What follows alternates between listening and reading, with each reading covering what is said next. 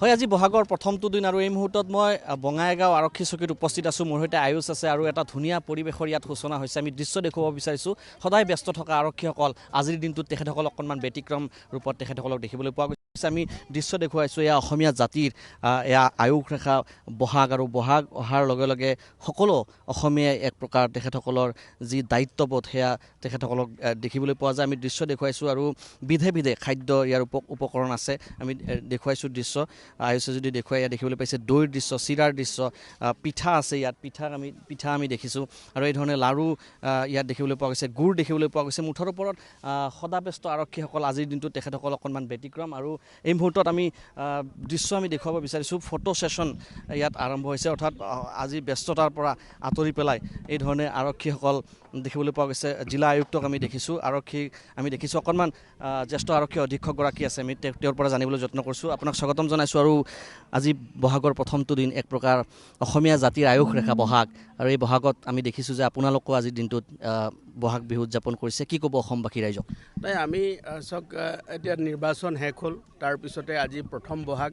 এই বহাগত আমাৰ যিহেতুকে আৰক্ষী বাহিনীৰ যিসকল লোক আছে, বিষয়াৰ পৰা কৰ্মীলৈকে সকলো নিজৰ কৰ্তব্য খাতিৰত তেওঁলোকে ঘৰৰ পৰা বাহিৰত তেওঁলোকে থাকি আৰক্ষী ছাউনীত থাকি তেওঁলোকে নিয়োজিত হৈ থাকে। এই সময়ত সকলোলৈকে নিজৰ ঘৰখনলৈ, নিজৰ গাঁওখনলৈ সকলোলৈ মনত পৰে। কিন্তু যিহেতুকে এটা আমি ৰেজিমেণ্টেশ্যনত এটা থাকিব লাগে, গতিকে আমি অনুচুকীয়াভাৱে এই আৰক্ষী ছাউনীত আজি এই বহাগ উদযাপন কৰিছোঁ। অসমীয়া জাতিৰ বাপতি সাহোন আমি সকলোৱে মিলি খন্তেক সময়ৰ কাৰণে হ'লেও আমাৰ পুলিচ বিষয়াৰ পৰা কৰ্মীলৈকে সকলো মিলি আমি ইয়াত একত্ৰিত হৈছোঁ।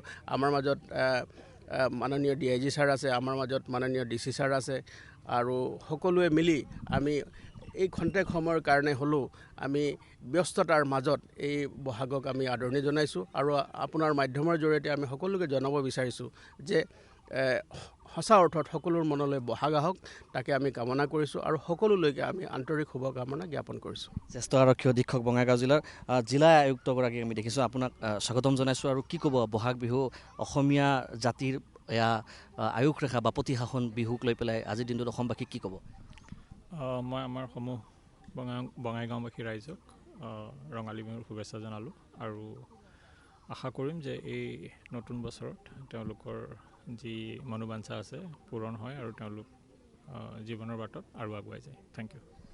DIG ইয়াত দেখিবলৈ পোৱা গৈছে প্ৰতিগৰাকী শীৰ্ষ আৰক্ষী বিষয়া ইয়াত আছে। আমি দৃশ্য দেখুৱাইছোঁ আৰু সকলো আজিৰ দিনটোত আয়ুষে যদি দৃশ্য দেখুৱাই ইয়াত দেখিবলৈ পাইছে সকলোৱে এই ধৰণে আজি ওলাই আহিছে আৰু তেখেতসকলৰ ব্যস্ততাপূৰ্ণ তেখেতসকলৰ সদায় কাৰ্যত নিয়োজিত হৈ থাকে। আৰু এই ধৰণে আমি দৃশ্য দেখুৱাইছোঁ প্ৰতিগৰাকী আৰক্ষী বিষয়া আজি অসমীয়া তেখেতসকলে ট্ৰেডিশ্যন যি পোচাক আছে সেই পোচাকত তেখেতসকলে ওলাই আহিছে। আৰু এই ধৰণে এক প্ৰকাৰ আমি ক'ব পাৰোঁ যে আজিৰ দিনটোত আৰক্ষীসকলেও বিহু উদযাপন কৰিছে, বহাগ আজিৰ দিনটোত উদযাপন কৰিছে। আৰু বঙাইগাঁৱৰ আৰক্ষী ছাউনীৰ পৰা এই দৃশ্য আয়ুষ আৰু মই ND24 দৰ্শকসকলক দেখুৱাই গৈ আছিলোঁ।